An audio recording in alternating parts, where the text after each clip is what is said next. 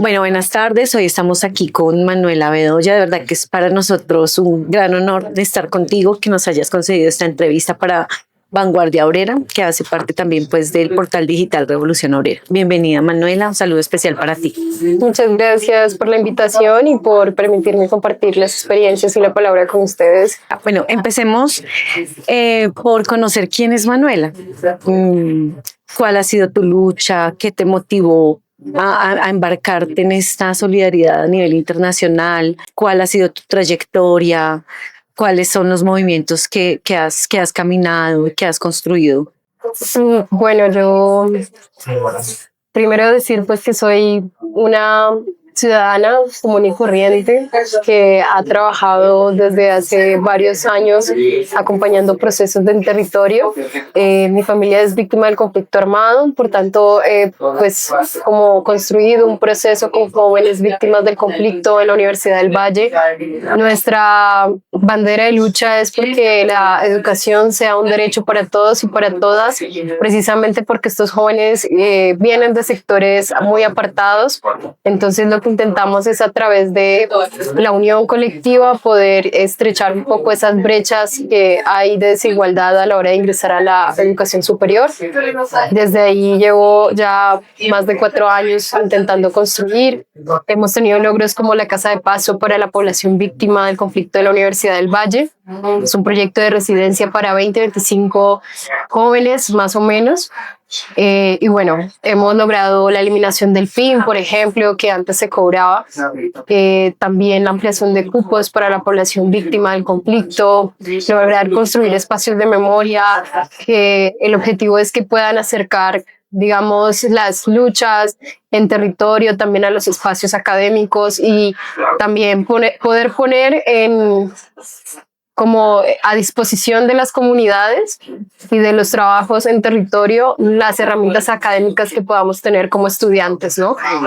Para seguir fortaleciendo los trabajos de base. Un poco también he apoyado en el norte del Cauca con comunidades indígenas, he apoyado procesos en el ámbito de la salud comunitaria. Allí he estado pues apoyando un poco como desde esa área, y en el marco del estallido pues mi participación fue netamente como personal de salud.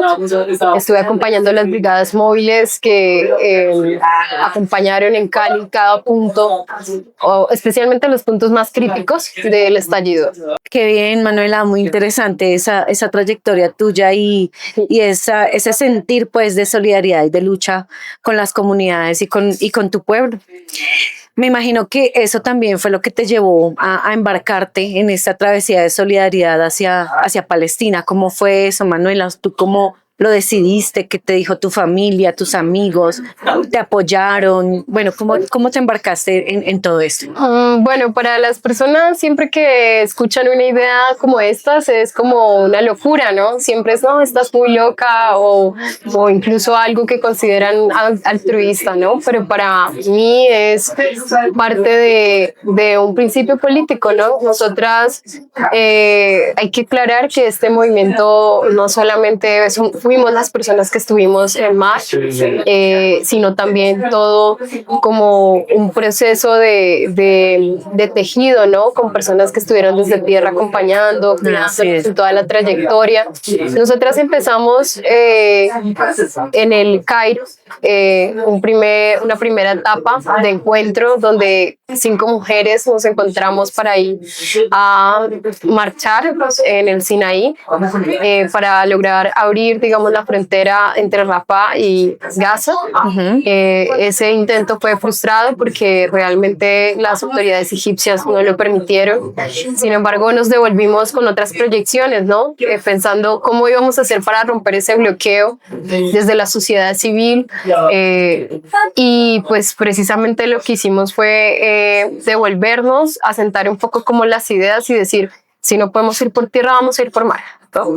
Y nos unimos con las personas que habían ido a la marcha, decidimos transformar todo el movimiento y cambia su nombre, se vuelve Movimiento Global a Gaza, y empiezan como toda la logística, ¿no? De la búsqueda de los barcos, de personal de salud, de personas famosas que quisieran acompañar como esta misión, también de civiles que se estaban presentando en todo el mundo para poder como hacer parte de la misión.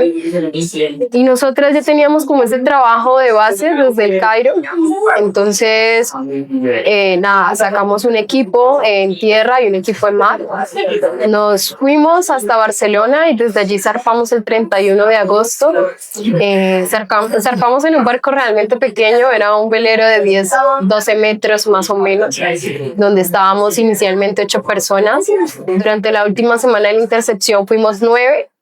2 compañeras de Malasia se unieron a la misión en el barco porque estaban en uno de los barcos que se hundió después de una de las atentados que vivimos, ¿no? Con explosivos. Manuela, ¿cómo se comunicaban? ¿De qué hablaban? ¿Cómo fue eso? ¿Ustedes cómo vivieron esos días? ¿Qué comían? ¿De qué hablaban? ¿Cuál era la perspectiva? ¿Les daba miedo? ¿Cómo fue vivir eso así a mar abierto? Yo creo que yo hablo desde mi experiencia, yo nunca me había como enfrentado en la navegación, nunca había navegado y menos en un velero en mar abierto. Entonces, en la primera noche fue una noche que nos puso a prueba a todos porque hubo una tormenta muy fuerte, muy fuerte. Entonces, yo sentía que el velero entraba y salía y yo decía en qué momento nos va a tragar una ola, y yo volví y preguntaba al capitán, pero si es seguro el barco. El capitán insistía en que sí, en que efectivamente podíamos navegar en este velero. Y yo confié, vomité los primeros días muchísimo. Recuerdo que no comía porque todo lo que comía lo botaba. Y aún así mantuve como la confianza de me voy a recuperar y me voy a ir adaptando como a esta dinámica. En el proceso en el velero, la convivencia de todos era, pues, por lo menos en nuestro barco, fue buena. Digamos que nos turnábamos habían turnos de guardia, ¿no? Al caer la noche. Entonces, las primeras semanas pues eran más de adaptación. Habíamos hecho al principio como todo un cronograma, ¿no? De quiénes iban a hacer el almuerzo, la comida, pero la realidad es que nada de eso funcionó porque todos estábamos pasándonos el balde, vomitando. Había un pasillo en el velero que era como el pasillo de los enfermos, y ahí poníamos todas las pastillas para las náuseas. Entonces cada que pasábamos por ahí nos tomábamos una pasta, y entonces la primera semana los que tenían mayor capacidad para asumir las labores del barco las asumieron. El equipo del crew, pues, que estaba acostumbrado a navegar, también apoyó como esto. Y en el proceso, pues poco a poco algunos se fueron adaptando, a otros nos costó mucho más. Sin embargo, se fue generando como una especie de familia. Éramos 8 personas de diferentes países, diferentes idiomas. Habían diferencias entre algunos, pero al final del día intentábamos, a través de asambleas, a través de reuniones, mirar y hacer un balance, ¿no? Día a día. Algo que también sucedía mucho, por ejemplo, era el tema, pues básicamente todos teníamos como unas responsabilidades, ¿no? El crew era la navegación y nosotros teníamos que hacernos cargo del aseo, del barco en general, de la alimentación. Entonces los desayunos, los almuerzos, las cenas, pero también en el barco habían periodistas que tenían que cubrir, por ejemplo, o yo era coordinadora en barco, entonces también tenía a cargo otras labores. La verdad es que fueron 35 días de bastante presión. También hay que decir que todo el trayecto hubo presencia de drones, entonces hasta la llegada a Túnez, que nos hicieron los primeros 2 atentados donde tiraron explosivos en el barco Alma y en Family, ya veníamos como con esas alertas, ¿no? Entonces también siempre era estar muy pendientes. Bueno, en general a nosotros nos fue bien. En la convivencia habían otros barcos que tenían más dificultades. Por ejemplo, había un barco que tenía el baño, toda la misión tuvo el baño dañado y entonces tenían que hacer sus necesidades en un balde, ¿no? Era también decir que durante días no nos bañábamos porque no había agua dulce, ¿no? Entonces tocaba con agua salada, aprender cómo a vivir y entender que el barco ya era nuestra casa, ¿no? Entonces Gio, que era el barco donde estábamos Luna y yo, se fue convirtiendo en una casa, ¿no? Y ese barco que al principio no le tenía tanto afecto porque vomitaba mucho, al final se convirtió en algo muy especial, en un símbolo de resistencia para nosotros. Manuela, ¿ustedes cómo mantenían comunicación con el resto del mundo? ¿Cómo daban las noticias, recibían noticias, sabían pues qué estaba pasando alrededor de todo este asunto de la flotilla, de la solidaridad? ¿Qué podía pasar? ¿Cómo hacían para recibir y mantenerse comunicados? Hubo como todo un proceso organizativo en comunicaciones, donde pues teníamos conectividades de los barcos, ellos se encargaron como de todo este tema y los equipos de comunicación de periodistas estaban siempre comunicando los boletines, qué pasaba noche a noche. Intentamos que hubiera una campaña bastante mediática frente al tema de la flotilla porque esperábamos que tuviera un impacto muy grande y creo que lo tuvo, incluso más de lo que nosotros llegábamos a imaginar, ¿no? Pero constantemente estábamos publicando, incluso fue complejo como para algunos que no estamos acostumbrados como a los medios, tener que empezar a hacer videos, empezar a visibilizarnos o de alguna forma levantar un poco el perfil porque sabíamos que el nivel de riesgo era muy alto, ¿no? Y comunicarnos con el mundo de afuera, pues era todo un reto, ¿no? La gente, habían campañas de desprestigio, ¿no? Algunos decían que nosotros estábamos de vacaciones, ¿no? En un crucero sabático por África, y realmente la misión no se trataba de mostrar lo mal que la estábamos pasando de pronto, sino demostrarnos con la moral alta, realmente. Esa fue siempre como la directriz, ¿no? Siempre hay que mostrar el lado fuerte de nosotros, hay que mostrarnos fuertes. Especialmente porque lo que nosotros vivíamos en los barcos no es nada comparado con el hostigamiento que, por ejemplo, viven los palestinos todos los días. Claro. Entonces, que sí. Teníamos que vivir con un dron encima, día y noche, pero con todo y eso era un nivel de hostigamiento mucho menor. Entonces, casi que eso era lo que nos daba como el aliento cuando queríamos tirar todo. También el movimiento era muy fuerte, entonces casi todos teníamos moretones en todo el cuerpo. Había momentos en que Luna y yo, por ejemplo, nos hacíamos en la litera y nos tocaba abrazarnos porque el movimiento nos sacaba de la litera y mantenernos lo más como juntas posibles, ¿no? Para sostenernos un poco con el movimiento. Manuela, a nosotros o las noticias empiezan a llegar a finales de septiembre. Entonces empiezan ya a informar que han interceptado barcos, que las fuerzas de defensa israelíes ya están atacando y todos nos ponemos alerta. El 1 de octubre ya llega la noticia de que han interceptado el barco donde iban Manuela y Luna. Y bueno, en Colombia, en general, en las principales ciudades, de una se convoca un movimiento. Y en solidaridad con Luna y con Manuela exigimos pues que las traten bien, exigimos que las devuelvan con vida. Tal. ¿Cómo vivieron ustedes eso, Manuela? ¿Cómo fue? ¿Qué hicieron? ¿Ustedes supieron pues que hubo un movimiento de solidaridad bien fuerte? Sí, nosotras ese día, bueno, nosotros ya habíamos cruzado como por etapas, entonces el movimiento era de decisiones. Hubieron momentos en los que la gente pudo decidir irse en Túnez y algunos se fueron en Túnez. Luego seguimos, hubo un momento donde hubieron 13 ataques con explosivos a los barcos y 3 de esos ataques fueron en Gio.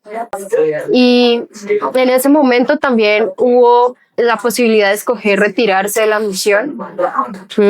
Otros no se retiraron por voluntad propia, sino porque sencillamente muchos barcos se dañaron. Hubo un barco que se hundió, Family, el motor se rompió y definitivamente no pudo seguir avanzando. Y hubo gente que tenía temas de salud que ya 35 días en un barco era muy difícil de tratar. Entonces las condiciones no daban para que estas personas pudieran seguir. Y con mucho dolor en el alma se retiraron y siguieron en el equipo en tierra. Y cuando ya íbamos a salir de Grecia fue como la última etapa donde nos dijeron, bueno, esta es la decisión final, quienes deseen retirarse es la única oportunidad que hay para decidir. Y cuando nos sentamos todos, nos citamos a una reunión ese día y dijimos, todos queremos seguir, estamos claros en que vamos a seguir. Y entonces se tomó esa decisión, ¿no? De avanzar. Yo, por ejemplo, estaba muy mal de salud porque también ya había bajado de peso bastante y sin embargo mis compañeros fueron un soporte muy importante en ese momento, ¿no? Para decirme, estamos juntos en esto y vamos a ir así sea arrastrados, pero vamos a llegar todos juntos. Y entonces fue como un abrazo al alma para mí. Y decidimos ir sabiendo pues también como los riesgos que habían. Y entonces empezamos a preparar todo para el escenario más posible, que era la intercepción, ¿no? Sí. Recoger las cosas del barco, alistar el barco y las provisiones, mantener los Garmin cerca para poder lanzar los SOS, los chalecos, los extintores, todo como muy a la vista. Todos los días se hacían simulacros, ¿no? De intercepción, se hacían simulacros para ataques, o sea, de fuego. Había como un nivel también como de asimilación, ¿no? Como de todos los preparación. De preparación. El último día, por ejemplo, Luna hizo una cena espectacular. Ella hizo una cena muy, muy grande y la puso así como en la mesa. Y era como la última cena porque después de eso íbamos a guardar cocina y sabíamos que ya nos iba a volver a cocinar en ese barco. Entonces, de hecho, ese día dejamos a Gio súper lindo. O sea, nosotros nos tomamos el tiempo de limpiar cada parte del barquito porque de verdad que le habíamos cogido mucho cariño y es algo material, pero Gio era como nuestra casa, se había convertido en una casa, ¿no? Entonces limpiamos la cocina de Gio, dejamos a Gio muy bonito para la intercepción. Y a las 5 de la tarde cerramos cocina, levantamos las ollas, pusimos todo en orden. Todos nos pusimos nuestra ropa de intercepción, alistamos las maletas, dejamos todo en un sitio y sabíamos que al caer la noche ya iba a empezar como la parte más fuerte porque ya habíamos cruzado las 150 millas náuticas, que era la línea roja. Y así fue. Esa noche efectivamente empezó como la intercepción. Con el barco Sirius y Alma, que eran los barcos más grandes que quedaban. Alma Sirius era un barco como un barco pirata, o sea, era un barco de madera espectacular, pero también lento, ¿no? Porque podía navegar a 4 nudos, por ejemplo, mientras Gio, que era un velero, a vela podía navegar 10 nudos o 7 nudos, ¿no? Entonces, interceptan a Alma, a Sirius y empieza todo el protocolo, ¿no? La directriz era clara, nunca parar. La flotilla nunca para, la flotilla sigue derecho. Y tan así fue que el barco que llegó más cerca a Gaza llegó a 16 millas náuticas de Gaza. Wow. Y era un barco pequeño. Pero el tema era que éramos 50 barcos navegando y era como jugar al gato y al ratón, ¿no? Ellos intentando interceptar uno por uno. Ese fue como el proceso. Y en nuestro caso, en Gio, hubo un momento en el que hicimos un en vivo cuando empezó la intercepción. Sí. Y empezamos como a anunciar que ya nos estaban interceptando y se acercó muchísimo un buque, eran buques grandes de guerra.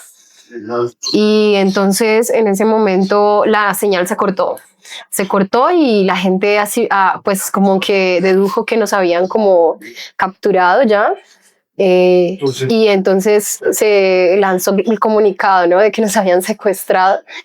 Y luego la señal volvió, entonces volvimos a conectarnos. O nuevamente nos conectamos, estuvimos 2 horas más navegando, intentando esquivar. Nuestro capitán era muy osado, ¿no? Entonces él aceleraba. Y así estuvimos durante más o menos 2 horas más hasta que finalmente pues era inevitable la intercepción.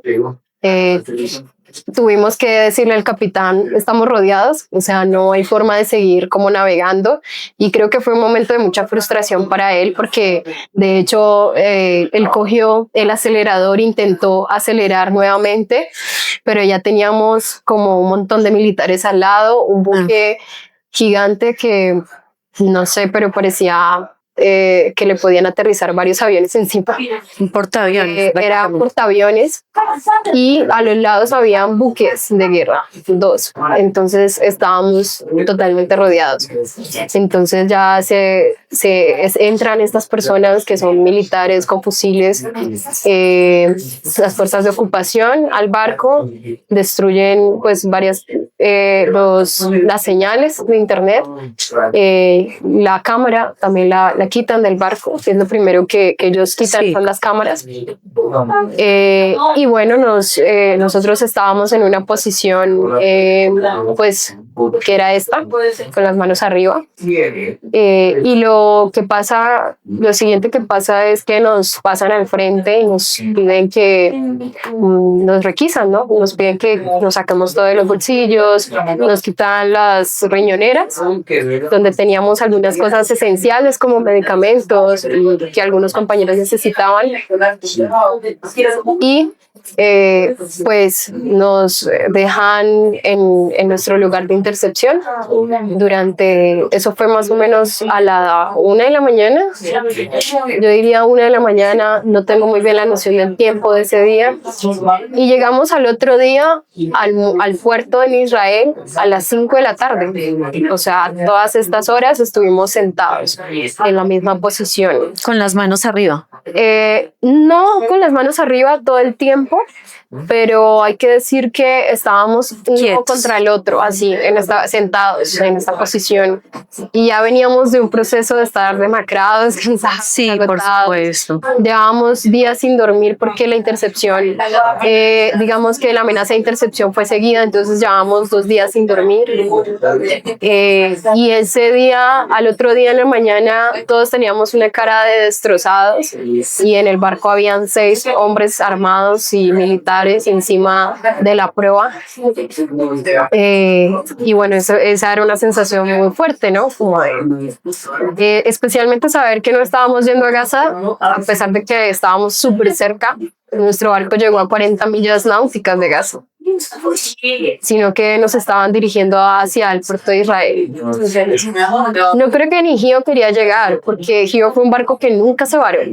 Todos los barcos se varaban, les pasaba algún cacharro, pero Gio nunca se varó, y ese día se varó. Con los militares, no quería arrancar. Entonces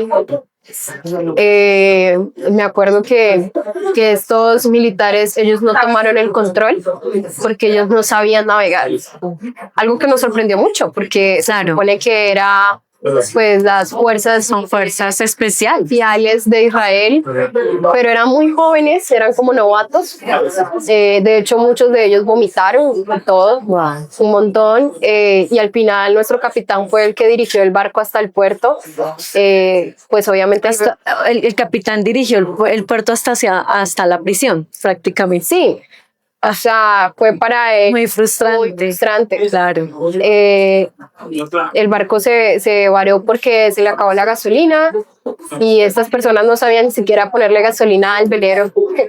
Y en ese momento entendieron que necesitaban al crew. Para nosotros fue sorprendente que no supieran ni siquiera dónde estaba como el acelerador del barco. Bueno, Manuela, ustedes llegan allá, sabemos que de todos modos en este tipo de intercepciones y en este tipo, digamos, de medidas que ellos toman, ellos ejercen presión psicológica, incluso a veces física. ¿Cómo fue que les hicieron? ¿Ustedes cómo se sintieron? Pues cuando nosotros llegamos al puerto nos recibieron efectivamente estas personas militares de las que tanto nos habían hablado. Estos iban más bien de negro y eran supremamente agresivos. Cuando nos bajaron, lo primero que recuerdo fue porque nos tuvieron como 2 horas encima de la prueba, y luego lo que yo recuerdo es que ellos empezaron como a crear todo un escenario en un pavimento pues que había en el puerto, donde empezaron a sellar, como a tapar con paneles negros todo ese lugar, y yo empecé a ver que empezaron a bajar a la gente de los otros barcos, especialmente a la gente del Alma o de barcos que eran los principales. Bajaron a Greta y la bajaron con una bandera de Israel, era como si fuera un trofeo para ellos. Qué rabia. A ella la sentaron de rodillas con una bandera de Israel al lado. Luego bajaron también a otras personas, y empecé a ver que los arrodillaban en hilera, como en hilera. Los empezaban a arrodillar con sus maletas, porque a todos nos obligaron a bajar de sus maletas y nos ponían arrodillados con las maletas al lado cada uno, ¿no? Y así todos los barcos, hasta que éramos un montón, todos estábamos arrodillados en el pavimento. Y en ese momento llegó el ministro de Defensa de Israel. Él llega con cámaras así profesionales y luces, o sea, Todo un espectáculo. ajá, a decirnos que nosotros éramos terroristas y que nosotros matábamos bebés judíos. Nos acusaba de esto y decía que el trato que nos iban a dar era de terroristas. Y efectivamente nos ponen en esa posición, con la frente en el piso, o sea, sin poder ver como alrededor. Yo pude levantar la cabeza en varias ocasiones, y algunas personas también, como que lo intentábamos, pero eran bastante agresivos. Y hubieron muchas como violencias, ¿no? Empezaron a quitarnos todo lo que tuviera que ver con Palestina. Cufillas, manillas, camisas. Un chico tenía unos zapatos que decían Free Palestine y se los botaron, así como que se los quitaron y se los tiraron. Una chica tenía una manilla y casi le rompen la mano por quitársela. Todo lo que tuviera color de Palestina lo botaban. A una de las compañeras, a la cual le hicieron mucho, como toda una campaña de odio, que le decían Barbigaza y todo esto. A Hannah, a ella la arrodillan frente a una pared, y en esa pared le ponen la bandera de Israel y le obligan a ver esa bandera durante horas. Allí pues la rodean varios militares, se toman selfies con ella, le dicen cosas. Y yo podía ver más o menos ese panorama. Luego nos atan las manos con, no sé cómo se llama, pero son como estos, como de plástico que se puede como apretar. Sí. Y nos amarran con eso las manos en la parte de atrás. Y nos tienen allí arrodillados, con las manos atadas y con la cabeza en el suelo, durante, eso sería desde las 5 o 6 de la tarde hasta las 5 de la mañana del otro día. 4:30 es la ficha en la que nosotros nos mandan a la cárcel, a mí. Y luego lo que pasa es que nos pasan como por 5 filtros. El primer filtro con la maleta, pues nos botan todo, o sea, es como abren la maleta, revisan todo y lo botan. Luego nos tomaban fotos, nos querían hacer firmar documentos en hebreo, que decían que nosotros habíamos entrado a la fuerza de Israel, al Estado de Israel, además, o sea, era como reconocer al Estado de Israel, que no firmamos, por supuesto. Después de esto, nos daban el ingreso como a la cárcel oficialmente, entonces nos quitan como los sacos, las chaquetas, todo, nos dejan con lo mínimo de ropa. Y nos pasan otra vez nuevamente, nos ponen como las cosas estas hacia atrás, nos rompen los cordones y nos vendan los ojos, y cuando nos vendan los ojos nos conducen a una especie de carro que era como un camión, que por dentro era de metal, todo como de acero o metal, no sé, y parecía un congelador este carro, era muy, muy frío, muy frío. Yo recuerdo que todas temblábamos allá adentro y así nos tuvieron en un trayecto de unas 5 horas, o sea, fueron muchas horas dentro de este carro, hasta que nos llevaron a una prisión de máxima seguridad. Es una prisión que para mí es un campo de concentración. Y llegamos allí, nos quitan la ropa que tenemos puesta, nos llevan como una especie de jaula, que era literalmente una jaula humana, o sea, una jaula de pájaros, pero humana. Sí. Y eran jaulas relativamente pequeñas, pero ahí nos meten a 57 mujeres. Entonces, éramos más, pero pues digamos que íbamos llegando como por partes. Nos pasan por el médico, nos quitan la ropa, nos hacen desnudarnos. Algunas compañeras vivieron violencia sexual, aunque, bueno, hubo un abuso, pues. Y entonces nos quitan nuestra ropa y nos ponen su pijama, una pijama gris, con unas chanclas, y vemos que la ropa la sacan en una basura, nuestras cosas. Y dijimos, creo que no nos van a devolver nada. Eso fue como nuestra impresión, no nos van a devolver nada. Y ahí nos tienen durante horas, como en ese proceso, sin agua, sin comida. Ya llevamos 48 horas sin nada de comida. Desde el trayecto en el camión. Desde la intercepción. Desde la intercepción no habíamos comido ni en 2 días. Ajá. Eso fue antes de entrar a la prisión. Luego entramos a la prisión, nos llevan como a las celdas. A mí me toca la celda número 7 y ahí habíamos 16 mujeres en una celda pequeña. La mayoría pues dormíamos en el suelo, y durante 7 días que nos tuvieron no nos dieron agua. O sea, nos tocaba tomar agua de un grifo, pero en todos los casos estas aguas salían también en unas condiciones insalubres. No nos daban toallas, por lo menos en mi caso, pues a mí me llegó el periodo de la prisión. Entonces fue muy fuerte porque, claro, habían compañeras que tenían que ingeniárselas, ¿no? Y siempre pelear y luchar y pelear para que nos dieran lo mínimo, ¿no? Sí, pedir que esa degradación a la que las querían someter. Sí, pero entonces como que con todo esto, porque habían sí como todo un juego psicológico bajo el cual ellos querían como someternos de cierta forma, pero no pudieron porque nosotras íbamos preparadas con la mente. Entonces nosotras sabíamos que esto podía ocurrir y que lo que nos ocurriera en realidad era un mínimo de lo que ellos pueden hacer y hacen realmente a los prisioneros políticos.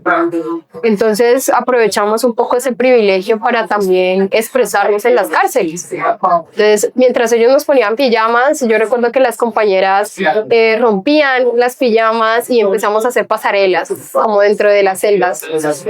Algunas rompieron el saco a la mitad, otras hicieron moños, otras como que cortaron el pantalón a la mitad, y empezábamos empezamos como a reinventarnos ese traje que nos habían puesto a todas, que era igualito. Empezábamos a cantar.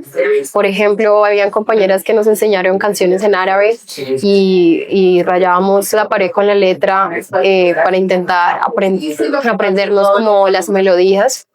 Porque todo el tiempo, por ejemplo, nos ponían un soundtrack. Era como una película del 7 de octubre. Y entonces todo el tiempo, día y noche, teníamos ese... Era como un sonido que siempre estaba día y noche. Y era un poco tétrico. Hubo un momento en el que unas compañeras necesitaban medicina. Entonces todas empezaron como a gritar, doctor, doctor, ¿no? Y estaba el soundtrack detrás. Entonces era como una película. Ay, no. Un poco tétrico. Sí. Pero frente a eso también hubieron muchas expresiones, ¿no? No fue como que ellos nunca nos vieron llorar, nunca nos vieron mal. Siempre intentamos mostrar algo que fue como una sonrisa, porque nosotros siempre hemos dicho, nos pueden quitar todo, pero no nos pueden quitar la sonrisa. Nos pueden privar de agua, nos pueden privar de comida, nos pueden privar de la libertad, pero no de la sonrisa. Y eso era algo que les enojaba demasiado. Yo creo que ellos estaban que se arrancaban el pelo de solo el hecho de saber que por más que nos quitaran cosas, no nos quitaban eso, ¿no? En medio de toda esa resistencia de ustedes durante esos días de detención, ¿cómo fue la liberación? ¿Cómo fue tu regreso al país y el de Luna? ¿Qué sintieron ustedes? ¿Hubo solidaridad? ¿Qué dijo tu mamá? ¿Cómo fue todo eso? El proceso fue pues muy raro porque todos, cuando a mí me liberaron y yo me metí al perfil de la Global, había un flyer que decía, mañana liberan a nuestras compañeras. Pero nosotros en la prisión no lo sabíamos. En la prisión yo recuerdo que empezaron a salir como las personas que tenían pasaporte europeo, las personas de Italia, las personas de Alemania, las personas de España, y íbamos quedando el sur global, los latinos, íbamos quedando Argentina, Brasil, México, Ay, Colombia, no. todas en una celda. Y al otro día era 7 de octubre. Ajá. Entonces sabíamos que iba a estar muy, muy álgida la situación en Israel y que íbamos a tener que pasar la noche del 7 de octubre en la cárcel. Afortunadamente en un momento nos llaman y en ningún momento nos dicen que nos van a liberar, pero pues las compañeras decían, si nos citan y nos llaman al doctor es porque nos van a liberar, pero había incertidumbre, o sea, no sabíamos dónde nos iban a soltar o si nos iban a deportar por aire. Entonces nos llamaron y luego nos subieron de una a un camión y allí pues nuevamente nos cierran pues con cadena el lugar. Yo recuerdo que el último día nos dieron un sándwich, o sea, ellos llevaban cámaras y su salud era como good morning, good night, y todo el trato era como Yara, Yara, Yara, y así. Y el último día que estaban grabando, todo suave, nos dieron agua en botella, pero además ni siquiera un agua completa, nos dieron la mitad de la botella, o sea, para compartir. Y nos dieron un sándwich y yo dije, bueno, al menos nos están dando un sándwich, pero cuando lo abrí no tenía nada dentro, eran 2 panes vacíos. Entonces, y allí nos tuvieron durante horas y yo recuerdo que intentábamos mirar como a través de los huecos que habían y decíamos, solo vemos desierto y desierto y desierto, y cuando empezamos a ver mar, Luna dijo, ese es el mar muerto. Seguramente nos van a tirar en Jordania. Y entonces dijimos, bueno, nos van a tirar en Jordania. O sea, por lo menos sabemos que nos van a tirar en algún lado. sí, claro. Y efectivamente, cuando llegamos a un punto, pudimos ver a través de estos huequitos a los hombres. Y todas decíamos, nuestros hombres. Y era muy chistoso porque nos mirábamos todas y decíamos, ¿en qué momento se convirtieron en nuestros hombres? Sí, claro. Pero esos eran nuestros hombres y nosotras sabíamos sentíamos que estaban pasándola mucho peor porque a ellos les estaban dando un trato mucho más fuerte. Entonces en todo momento nosotras estábamos preocupadas por nuestros hombres. Era como, una compañera decía, va a ser muy raro ver un hombre de verdad después de tanto tiempo. Y cuando salimos nos encontramos con Carlos, nuestro compañero del GIO de México, lloramos, nos abrazamos, todos vieron a sus embajadores, cónsules, y nosotras dos no veíamos a nadie, y entonces nos sentimos un poco angustiadas, pero luego llegó el cónsul de Israel, de Colombia en Israel, y viajó hasta Jordania para facilitarnos el proceso, y fue como, yo digo que los cónsules afuera son como nuestros papás o los embajadores, y fue una sensación como de cuando tú estás en una guardería, tu papá por te fin me deja, vinieron a recoger. y todos esperábamos que alguien nos recogiera. Por supuesto. Claro, y era esa sensación. Entonces cuando yo vi al cónsul la primera noche de la cárcel, cuando yo sentía que todo el mundo los llamaban para ver a su cónsul o su embajador, yo guardaba la esperanza de que me llamaran, porque yo decía, bueno, no tenemos embajada, no tenemos nada, pero... Y efectivamente estuvo pendiente, llamé a mi mamá lloró un montón. Nos quedamos 2 días más en Jordania, después retornamos. Fue un proceso difícil salir, perdimos un vuelo incluso, porque hubieron problemas a la hora de salir de Jordania. Y cuando llegamos a Bruselas ya sentíamos que ya habíamos como coronado, y allá estaba Petro esperándonos porque estaba dando como una charla en la ONU. Sí. Y él esperó para llevarnos hasta nuestra casa en su avión, pero de cierto modo fue como volver a casa, llegar a la embajada. Estaba el embajador de Bruselas llorando y fue todo como muy emocionante. Entonces, pues sí. Bueno, Manuela, de pronto tú alguna vez decías, bueno, ya, a veces me dicen que o me tratan como la heroína, y pues en qué momento se puede convertir uno en la heroína. Pero definitivamente ustedes sí marcaron un camino y dieron un ejemplo. Un ejemplo para la juventud, un ejemplo para las mujeres, un ejemplo de lucha, de resistencia, de tenacidad. ¿Cuál es el llamado que tú le haces a la juventud que se está levantando además en todo el mundo, que se ha solidarizado con la causa palestina, que está cansada de ese sistema? ¿Y cuál es tu mensaje también para las mujeres que de pronto libran día a día esa lucha hasta en las casas, ¿sí? Para que se pongan también al frente, para que actúen de manera tenaz como ustedes lo han hecho, y que en definitiva han marcado un ejemplo para toda una generación. Sí, bueno, mi mensaje básicamente es que la solidaridad no tiene fronteras. Colombia es un país que sabe qué es la guerra. Nosotras y nosotros hemos sido atravesados por procesos muy dolorosos de violencia que han marcado directa o indirectamente nuestra sociedad, y a veces es difícil entender que la solidaridad no es algo que nos sobra, o sea, que se da cuando nos sobra, sino cuando también a veces incluso en la escasez nos falta. Por ejemplo, la paz.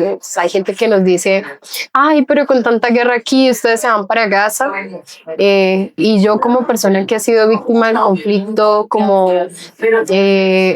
con una mamá que sabe que es perder también un hijo, o que es ser desplazada o desplazados, puedo ver a través de los ojos de esas mamás palestinas ese dolor y sentir como esa empatía, ¿no? De decir, esto no está bien, hay que hacer algo. La sociedad sí tiene una fuerza enorme, y es muy importante mantener como la unidad. Yo creo que esto nos dejó como ejercicio de pronto empezarnos a repensar, pues digamos, para mí el sionismo es un cáncer. Básicamente es un cáncer que quiere hacer metástasis en todos lados y no solamente en Palestina. Vemos que la oleada sionista se ha expandido en América Latina y que tal vez eso que hoy pasa en Gaza puede pasar mañana en nuestras casas, ¿no? En nuestros territorios. Entonces es importante como no permitir que pues Israel cometa este genocidio contra el pueblo palestino. Entonces, eso, básicamente. Este movimiento fue civil y aunque fue civil, fue tan grande que movilizó las estructuras del mundo y demostró que frente a la inoperancia de los gobiernos y de los estados que han sido cómplices, la humanidad y la sociedad civil se moviliza y no va a permitir que esto suceda, y creo que eso es lo que hizo que, aunque pues, no se haya cumplido el cese al fuego, Trump haya dado un pasito pequeño y diminuto a un lado, ¿no? Por tal vez muy poco tiempo, pero digamos que eso fue el resultado de los civiles, del pueblo. Así es. Bueno, Manuela, pues de verdad que te agradecemos mucho esta entrevista. Esperamos pues que esta lucha trascienda. Sabemos, como tú lo dices, que de pronto este cese al fuego sea muy temporal, y nos toca seguir alerta, nos toca seguir al frente también, y esperamos pues poder encontrarnos en las calles, en la lucha y en los procesos. Muchas gracias, Manuela, por tu entrevista y tu tiempo.